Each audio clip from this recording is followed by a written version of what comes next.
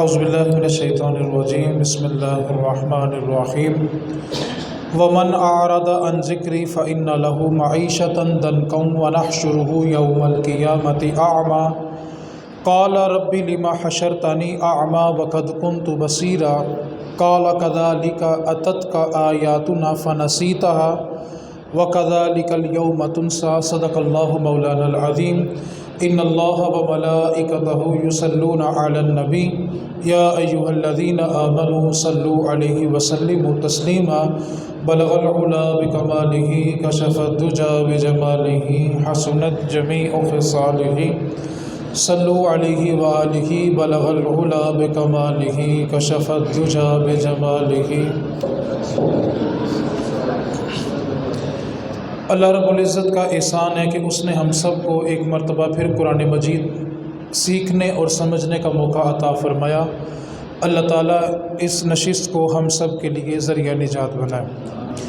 اس وقت ہمارا جہاں بھی اٹھنا بیٹھنا ہے ایک ہی موضوع زیر بحث ہے کہ اس وقت مہنگائی بہت زیادہ ہو گئی ہے۔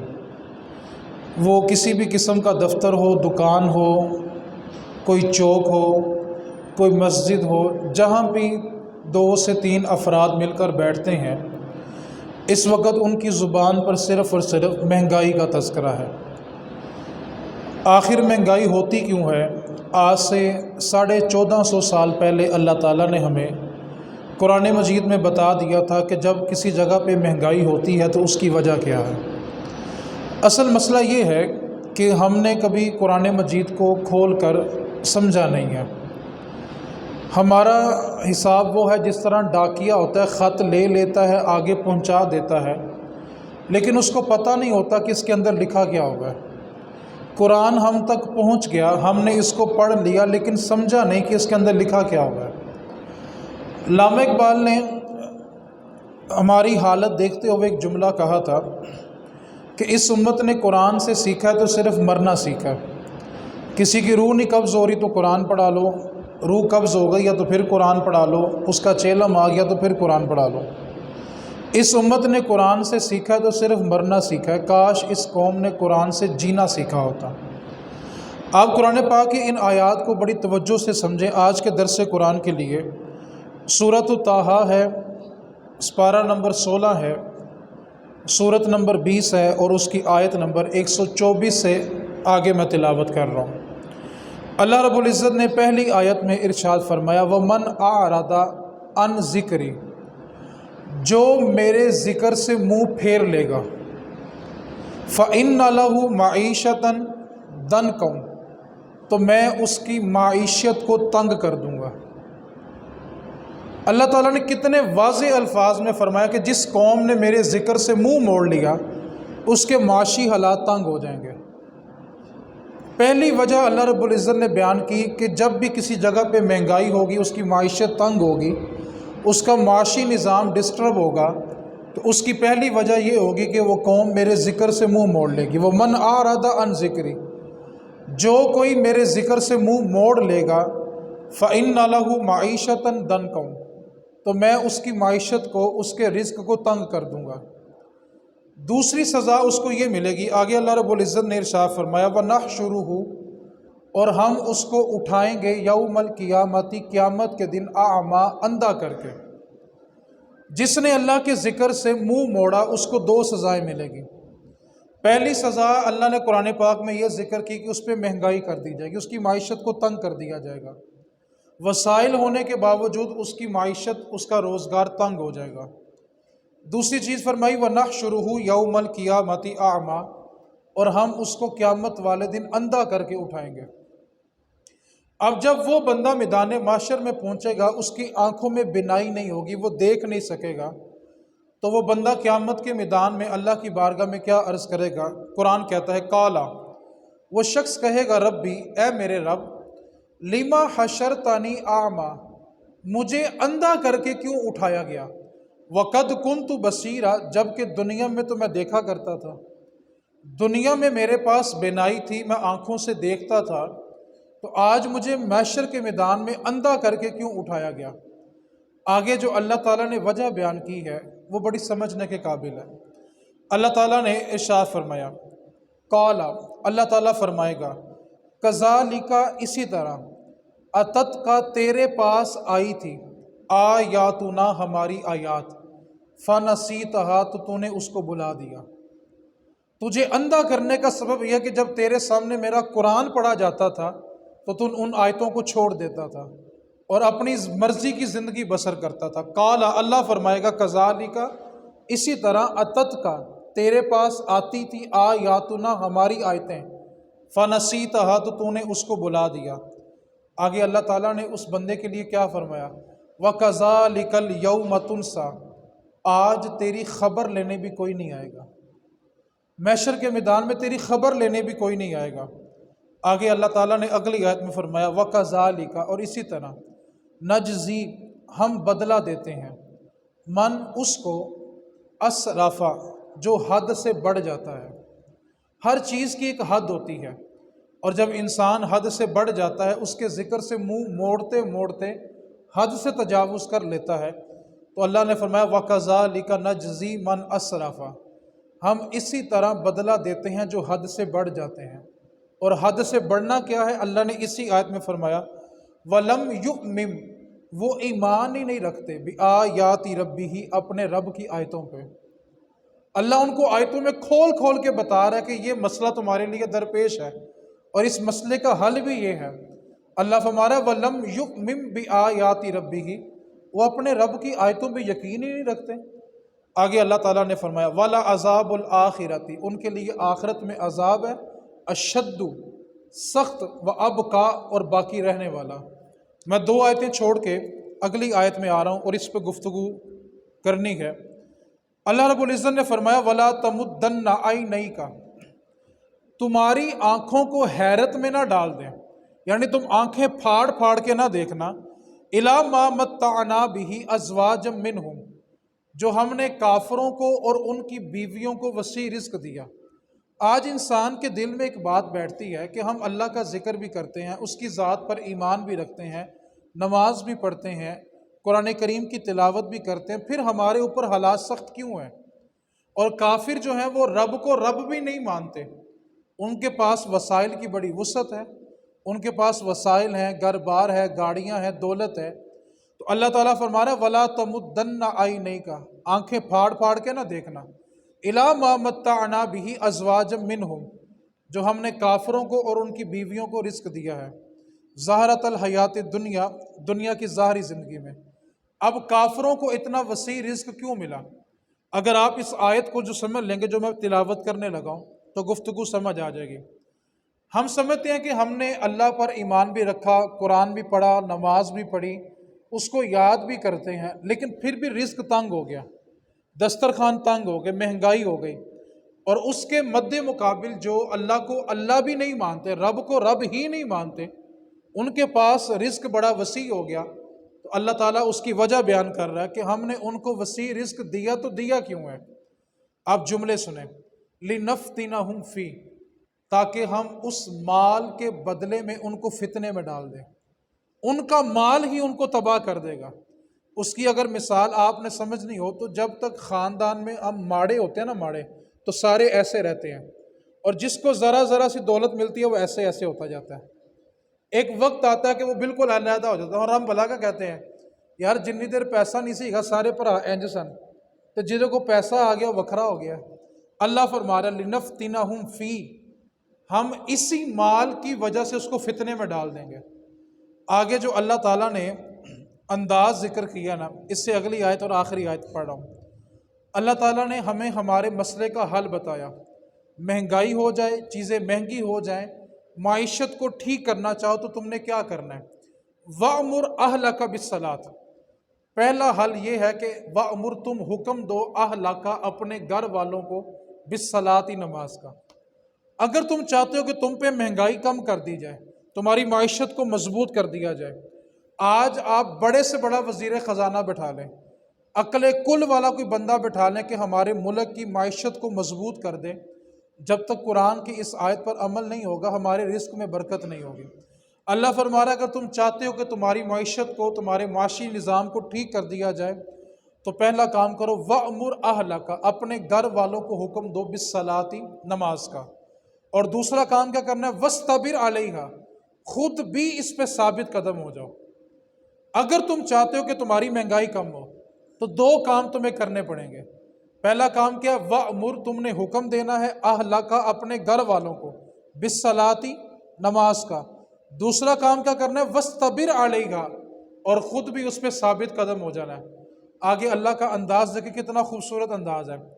اللہ فرماتا ہے لا نسألک رزقا، میں تجھ سے رزق تو نہیں مانگ رہا، نحن نرزقک، میں تمہیں رزق دے رہا ہوں۔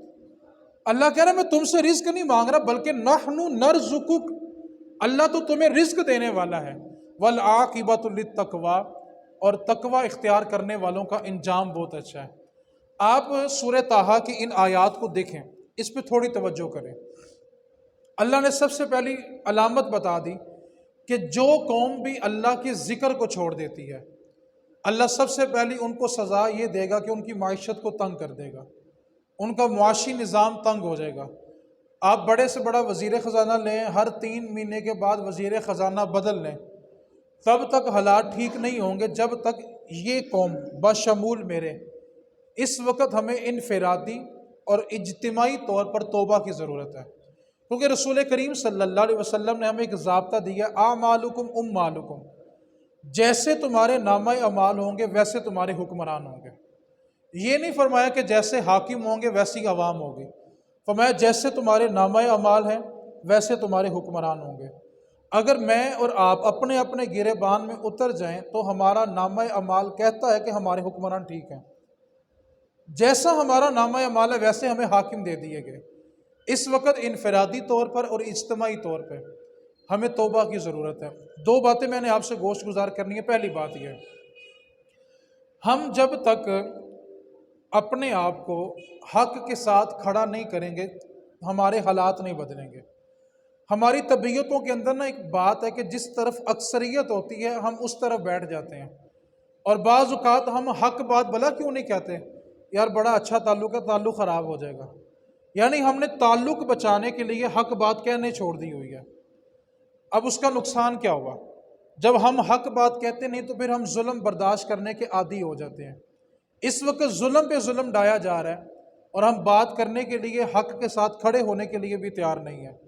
ہم نے کرنا کیا ہے، ایک ہوتا ہے مرض کی تشخیص، یعنی بیماری کو ڈائیگنوز کرنا، ایک ہوتا ہے اس کا ٹریٹمنٹ، اس کا علاج کرنا۔ پہلے بیماری کو سمجھیں پھر اس کا علاج سمجھیں۔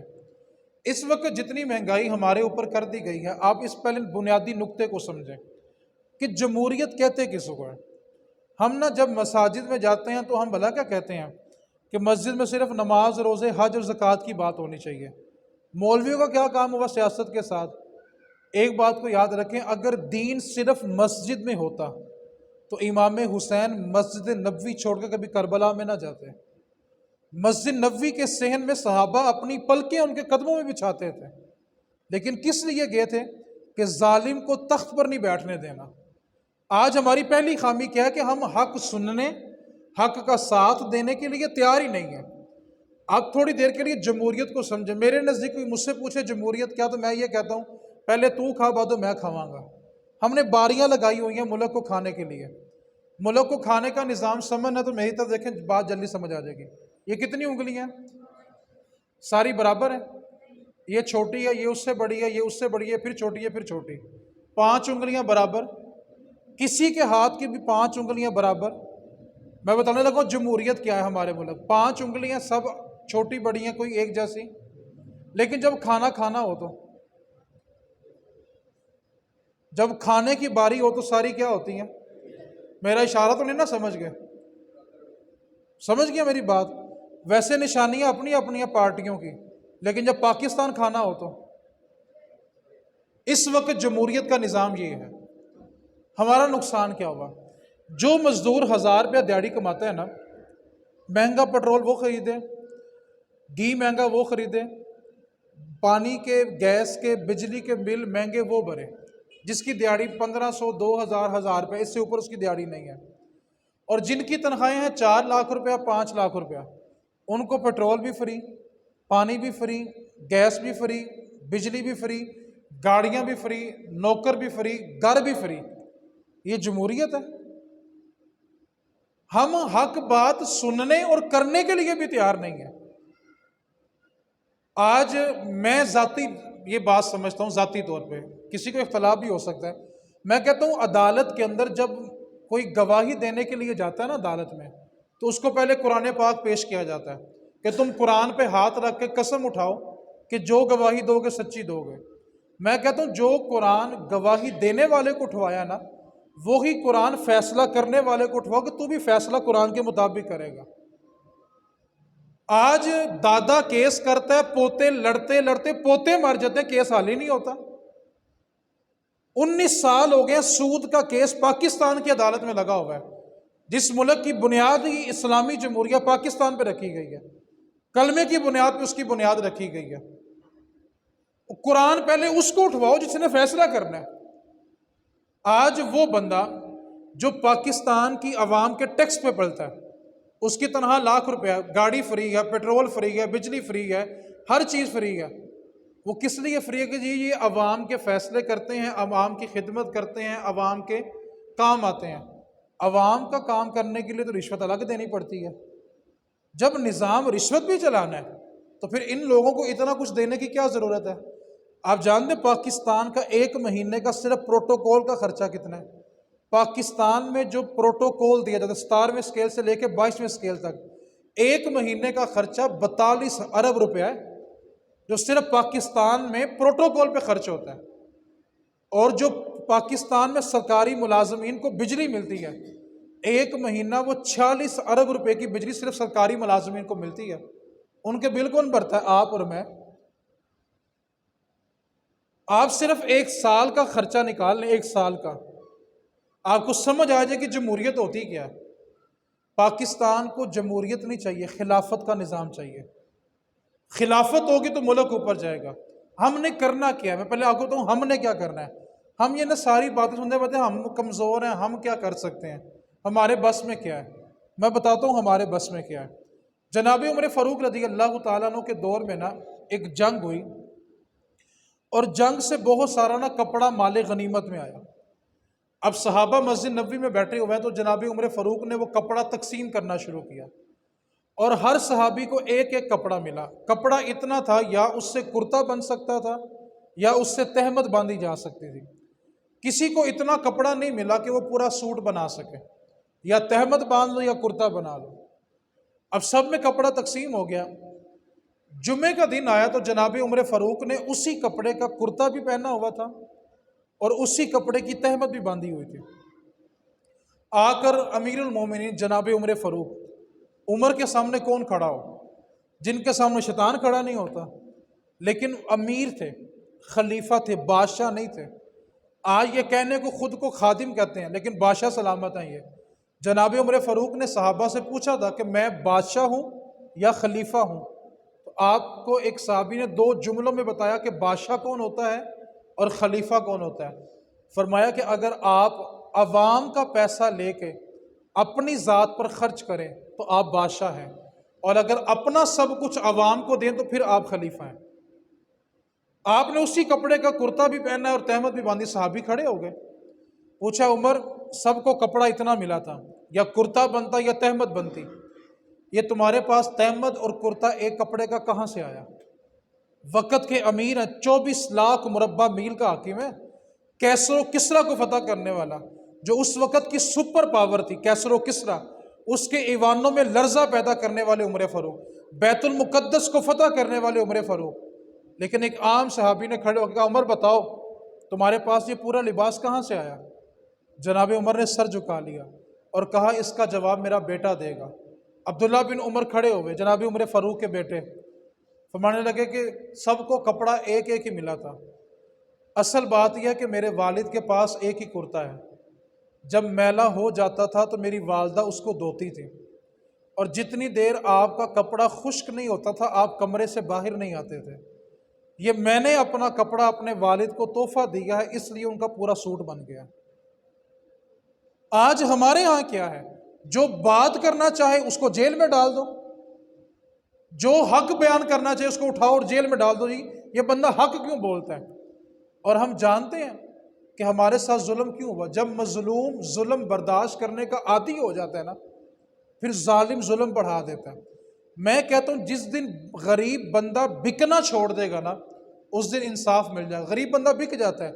غریب بندے کا کسی نے باپ مار دیا، کسی کا بھائی مار دیا، اب چودھری آئے گا، وڈیرا آئے گا، سیاستدان آئے گا، ایم این اے آئے گا، ایم پی اے آئے گا، وزیر آئے گا، یہ لو 10 لاکھ روپے لے لو، صلح کر لو.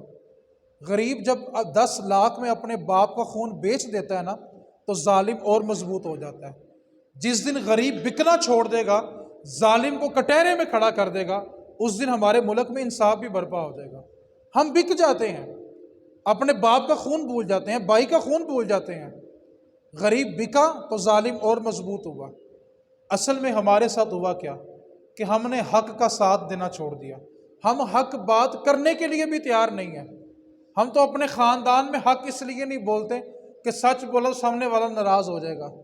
یعنی جھوٹ بول کے بندہ راضی کر لیا اور رب کو ناراض کر لیا. اور جب رب ناراض ہوتا ہے تو پھر کسی کام میں برکت پیدا ہوتی نہیں ہے.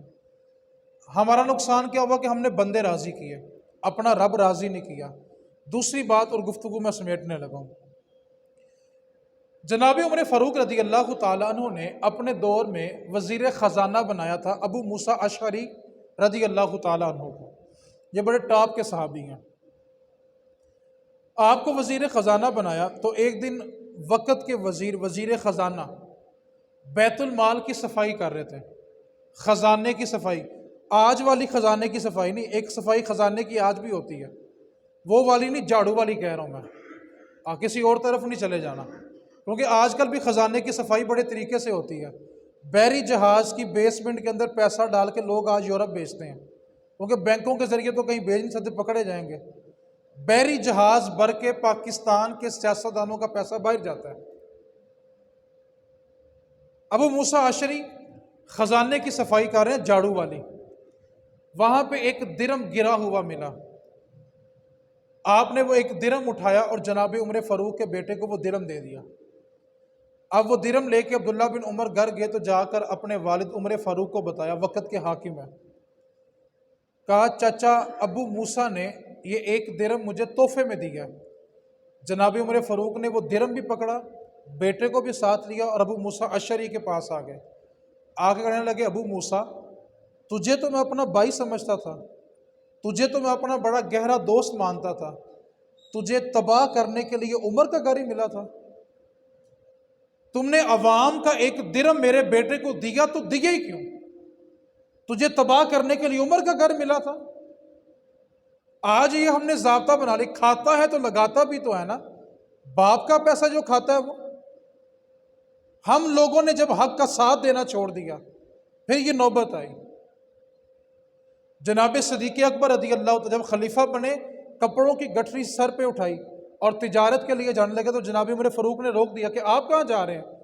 کہا کماؤں گا تو گھر والوں کو کھلاؤں گا نا. فرمایا نہیں، آپ مسلمانوں کے نظام کو دیکھیں، آپ کے گھر کا جتنا خرچہ ہوگا بیت المال سے آیا کرے گا. آپ کے گھر کا خرچہ بیت المال سے آنا شروع ہو گیا. ایک دن آپ کی زوجہ نے آپ کو حلوہ بنا کے پیش کیا.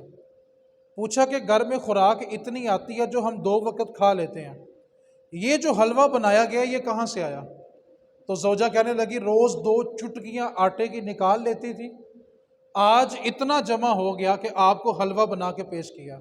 آپ نے حلوہ وہیں پہ رکھا، اٹھے اور بیت المال میں چلے گئے اور بیت المال کے نگران کو بلا کے کہا سنو، صدیق کے گھر میں جو راشن جاتا ہے کل سے اس میں 2 چٹکیاں کم کر دو، کیونکہ اس کے بغیر بھی اس کے گھر کا گزارا ہو رہا ہے. یہ کیا ضابطہ ہوا کہ کھاتا ہے تو لگاتا بھی تو ہے نا. جناب عمر بن عبدالعزیز جن کو عمر ثانی کہا جاتا ہے، آپ کے دور خلافت میں 8 شہروں سے زکوٰۃ کا پیسہ واپس آ گیا کہ حضور پورے شہر میں زکوٰۃ لینے والا کوئی نہیں بچا. لوگ اپنے مالوں کی زکوٰۃ لے کے بیٹھے ہوئے ہیں کہ ہمیں کوئی مستحق ملے تو ہم اس کو زکوٰۃ ادا کر دیں. پورے شہر میں زکوٰۃ لینے والا ہی کوئی نہیں تھا. آخر یہ نظام کیوں بنا؟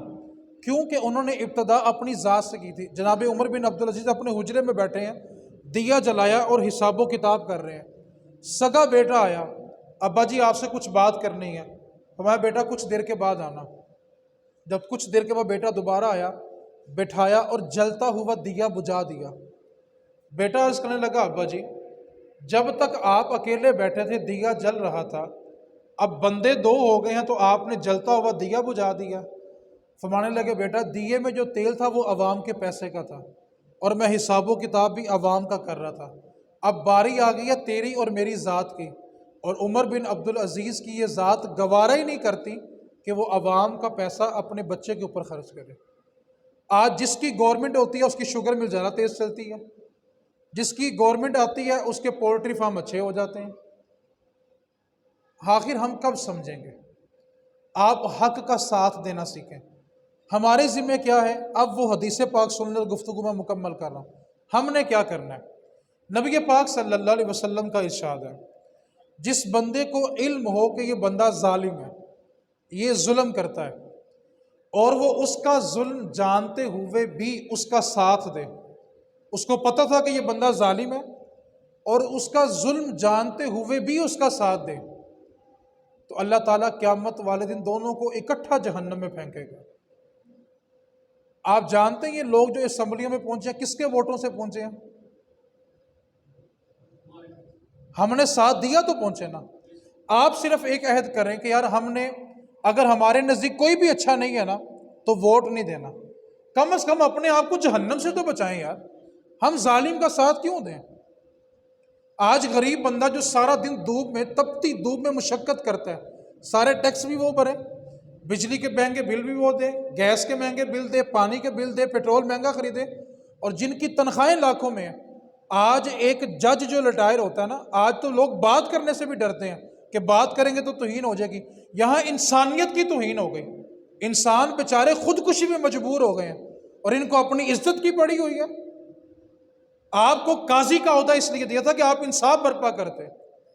آج ایک جج جب ریٹائر 8,32,000 روپیہ اس کی پینشن لگتی ہے، 50,000 روپیہ اس کو ذاتی جیب خرچ ملتا ہے، ایک گاڑی ملتی ہے، 2 ملازم ملتے ہیں، ایک 5 مرلے کا گھر ملتا ہے، اس کے علاوہ 600 لیٹر پیٹرول ماہانہ اس کو ملتا ہے۔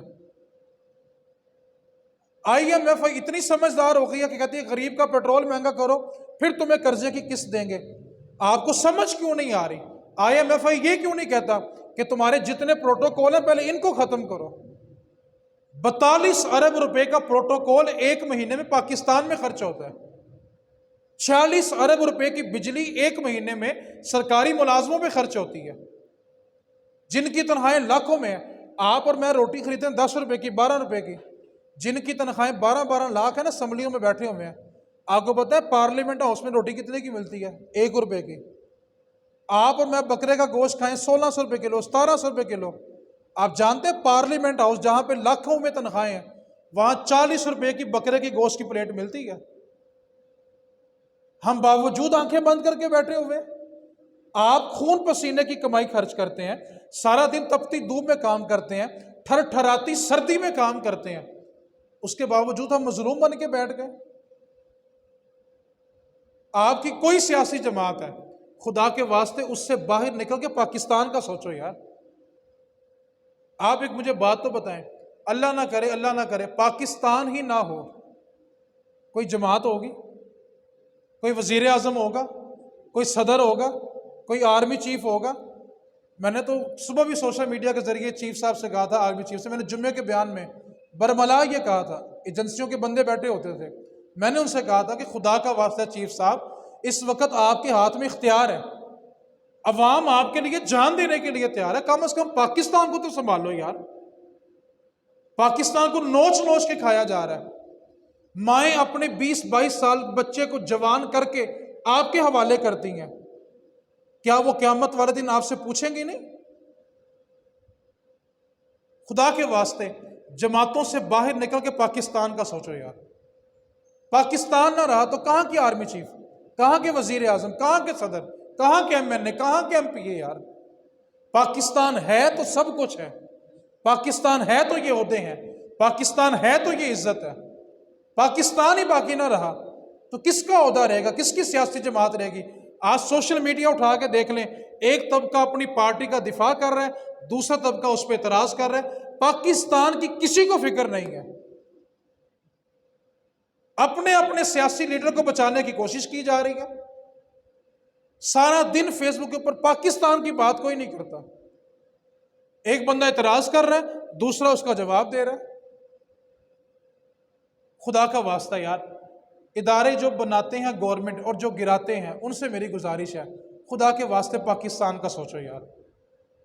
جن کی خاطر آپ اور میں آپس میں گرم گرم ہوتے ہیں نا کہ نہیں میرا لیڈر ٹھیک ہے، ان کے بچوں کی جب شادیاں ہوتی ہیں ساری ایک ہی جگہ بیٹھے ہوتے ہیں، یہ دعوتیں ایک جگہ کھاتے ہیں، یا صرف ٹی وی پہ آ کے آپ کو اور مجھے دکھانے کے لیے لڑ رہے ہوتے ہیں. ان کے کاروبار اکٹھے ہیں، ان کے گھر آنا جانا اکٹھا ہے، ایک دوسروں کی دعوتوں میں یہ جاتے ہیں، اور ہم ان کے پیچھے دوسرے کا گریبان پکڑ کے بیٹھے ہوئے ہیں. کیا جس ماں نے پاکستان بنتے وقت اپنے پیٹ میں اپنے بچے کے 2 ٹکڑے کروائے تھے، قیامت والے دن وہ ہمارا گریبان نہیں پکڑے گی؟ وہ ان کا گریبان نہیں پکڑے گی کہ میں نے تو پاکستان بنانے کے لیے اپنا بچہ اپنے پیٹ میں کٹوا دیا تھا، تم نے اس پاکستان کے ساتھ کیا سلوک کیا؟ جب پاکستان بنا، سکھ 2 مہینوں کے بچے اپنے نیزوں پہ گاڑ کے نیزے ہوا میں لہراتے تھے، اور بلا کیا کہتے تھے؟ ان ماؤں سے پوچھتے تھے جن کے بچے نیزوں پہ گاڑے ہوتے تھے، بتاؤ پاکستان بنانا ہے؟ تو قربان جاؤں ان ماؤں پہ.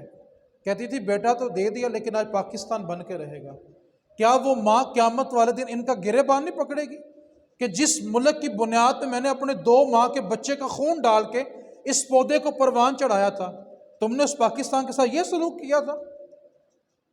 آج ہر کسی کو اپنی سیاسی جماعت عزیز ہو گئی، پاکستان کوئی حق نہیں رکھتا ہمارے اوپر. آج ہمارے ساتھ کھیلا بھلا کیسے جا رہا ہے؟ آخری جملہ توجہ سے سمجھ لیں.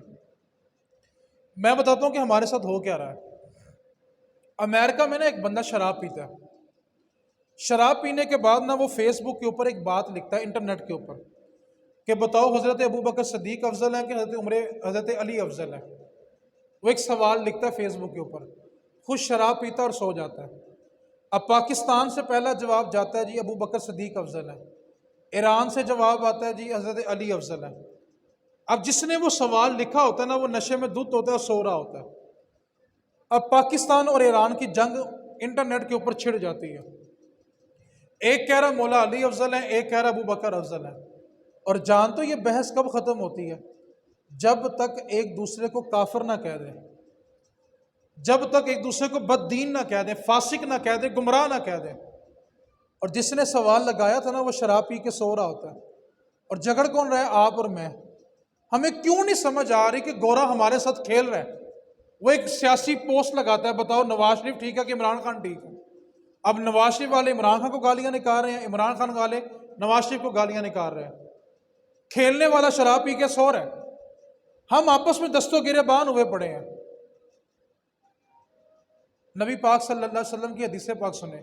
آج لوگ سیاست میں اس حد تک نکل گئے کہ ایک دوسرے کو گالم گلوچ شروع کر دی. اب تو میڈیا دیکھیں، لوگ ایک دوسرے کو نعوذ باللہ حرامی کہہ رہے ہیں. میرے نبی پاک نے فرمایا تھا جس نے کسی کو گالی دی، گالی جس کو دی اس کو پہنچے یا نہ پہنچے دینے والے کی طرف ضرور پہنچتی ہے. اب بتائیں جس نے کسی کے نسب کو حرام کہا تھا، بتائیں اس نے گالی اپنے نسب پہ لی کہ نہیں لی؟ آپ اس جملے کی گہرائی کو سمجھے کہ اپنے ماں باپ کے اوپر کتنا بڑا بہتان لگایا اس نے، اور کن کے پیچھے لگایا. میرا آپ سے ایک سوال ہے، باتیں میں کر رہا ہوں، ڈر آپ لوگوں کو لگ رہا ہے، تھوڑے دل انجن کر دے پہ نے کدی ڈر ہے بھائی؟ باتیں میں کر رہا ہوں، مجھے ڈر ہونا چاہیے. آنا جانا باہر میں نے، آپ کو کس چیز کا ڈر ہے یار؟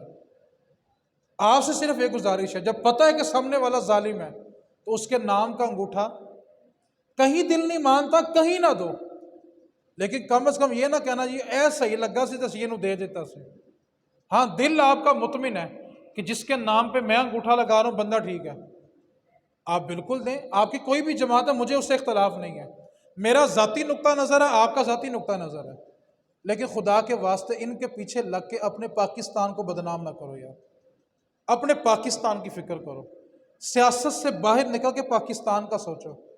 پاکستان نہ ہوا تو نہ کوئی آرمی چیف ہوگا، نہ کوئی وزیر اعظم ہوگا، نہ کوئی صدر ہوگا، نہ کوئی سیاسی جماعت ہوگی.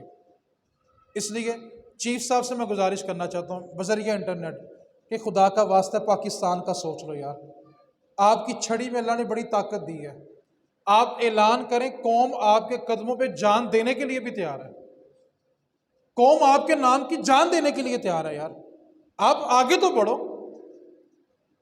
سب سے بنیادی طور پہ میں کہتا ہوں چیف صاحب پہلے آپ یہ انصاف کریں کہ آرمی میں ایک سپاہی جو ساری زندگی تپتی دھوپ اور ٹھر ٹھراتی سردی میں بارڈر پہ پہرا دیتا ہے، وہ ریٹائر ہونے کے بعد کسی بینک کا یا کسی کمپنی کا چوکیدار لگتا ہے، اور کوئی جب جنرل ریٹائر ہو تو وہ امریکہ میں جا کے جزیرے خرید لیتا ہے؟ یہ کہاں کا انصاف ہے؟ کم از کم انصاف کا دامن تو تھامے نا یار۔ اللہ تعالیٰ نے پاک فوج میں ضیاء الحق کے بعد جتنی عزت رحیل شریف کو دی تھی نا، اتنی کسی کو نہیں ملی تھی۔ بچوں نے اس کے نام کے سٹیکر بھی سینوں پہ لگا لیے تھے، لوگوں نے اپنی دکانوں پہ رحیل شریف کی تصویریں لگائی، اس نے ضرب عضب کیا۔ لیکن جب پاکستان کا نہیں بنا، آج سعودیہ میں جا کے صرف تلواروں سے کھیر رہا ہے، عزت گوا بیٹھا۔ باجوہ صاحب، سیٹیں آنے جانے والی چیزیں ہیں، خدا کا واسطہ پاکستان کے لیے سوچ لو۔ جزیرے آپ کو امریکہ میں مل گئے ہوئے ہیں۔ ایک بات کو یاد رکھیں، جو ملک کا مخلص نہ ہو وہ کسی کا مخلص نہیں ہو سکتا۔ کیوں؟ دھرتی ماں ہوتی ہے، اور جو ماں کا نانا بنے وہ کسی کا نہیں بن سکتا۔ اس واسطے آپ کے لیے پیغام ہے، حق بات کہیں، حق کے ساتھ کھڑے ہوں۔ ایک بات کو یاد رکھیں، لوگ ڈر کے حق بات نہیں کرتے، پتہ نہیں کیا ہو جائے گا، مر جائیں گے، عدالت جانا پڑے گا، جیلوں میں جانا پڑے گا۔ عدالت، کچہری اور جیلوں میں مرد جاتے ہیں، ہجڑے نہیں جاتے۔ ڈر صرف اللہ کی ذات کا ہونا چاہیے۔ کیوں؟ جو رات قبر میں ہے وہ باہر نہیں ہو سکتی، اور جو باہر ہے وہ قبر میں نہیں ہو سکتی۔ کم از کم اللہ کی ذات پہ اتنا عقیدہ تو مضبوط کرو نا کہ زندگی اور موت صرف اس کے ہاتھ میں ہے۔ کم از کم اس بات پہ تو عقیدہ مضبوط کرو نا یار۔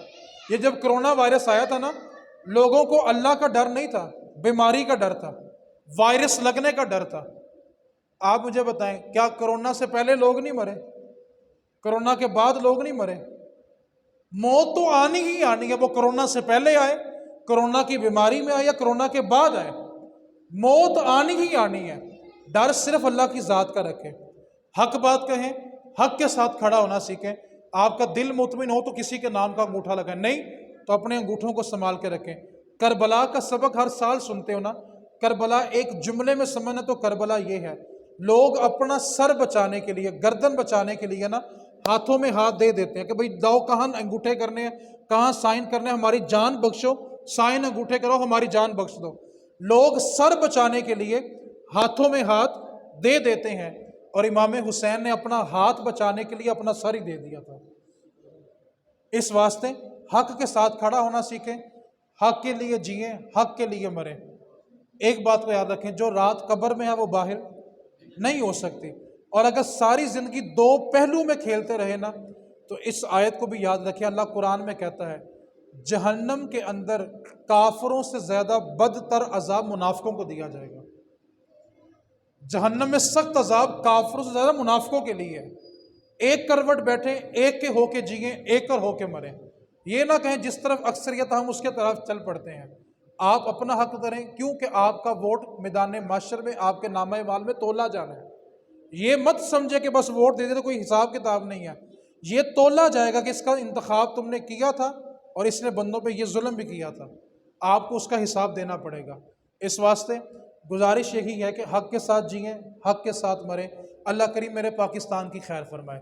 ایک بات کو یاد رکھیں، میڈیا سنے تو بندہ لگتا ہے شاید گھنٹے بعد پاکستان ختم ہو جائے گا، پاکستان قیامت کی صبح تک باقی رہے گا انشاءاللہ۔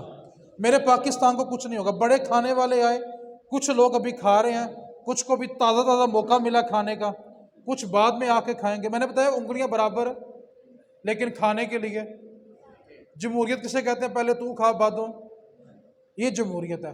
ہمیں جمہوریت نہیں، ہمیں خلافت کا نظام چاہیے۔ خلافت ہوگی تو سب کچھ ہوگا۔ اللہ کریم کی بارگاہ میں دعا، اللہ تعالی ہم سب کو سمجھ کی توفیق عطا فرمائے۔ وما علینا الا البلاغ المبین۔